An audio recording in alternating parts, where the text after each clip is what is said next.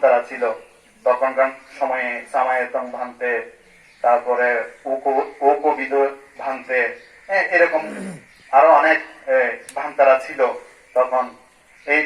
তারা জ্ঞান সম্পন্ন, তাদের সান্নিধ্যে গিয়ে তিনি ধর্ম শ্রবণ করতেন এবং আশেপাশে যে ভান্তারা ছিল তাদের ধর্মগুলো সে গ্রহণ করতেন।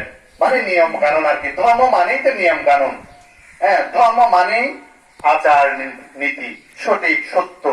এটাকেই, যেই ধর্ম আচরণের কারণে আমি নিচে পতিত হব না। নিচে মানে কি, তির্যক, অসুর, প্রেত, নিরয়, এই চারটি বিষয়ের মধ্যে আমি যাব না। যেই ধর্ম আচরণের ধারায়, এটাকে বলে ধর্ম। বুদ্ধ এটাকে ধর্ম বলেছেন। এই ধর্ম আচরণের দ্বারাই উদ্ধ দিকে যাবে, স্বর্গলোকে যাবে, ব্রহ্মলোকে যাবে, তারপরে নির্বাণ গতে, সেটাকেই বুদ্ধ বলেছেন সত্য ধর্ম, শ্রেষ্ঠ ধর্ম।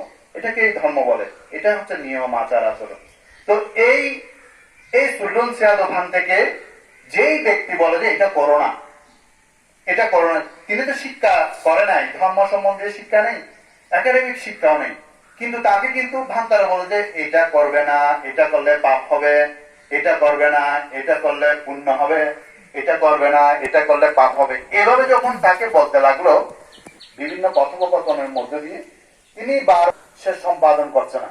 এইভাবে করতে করতে এক সময় গিয়ে সে মার্গফল হয়ে প্রতিষ্ঠিত হয়ে গেছে। এখানে এটা মানে কি, এখানে কিন্তু শিক্ষাটা নেই, একাডেমিক শিক্ষা তার নেই, কিন্তু তার জ্ঞানের শিক্ষা, যেটা ধর্ম শিক্ষা, প্রজ্ঞার শিক্ষা, তিনি সেটা আয়ত্ত করতে পেরেছেন। সেই প্রজ্ঞার শিক্ষাটাই হচ্ছে বুদ্ধের শিক্ষা।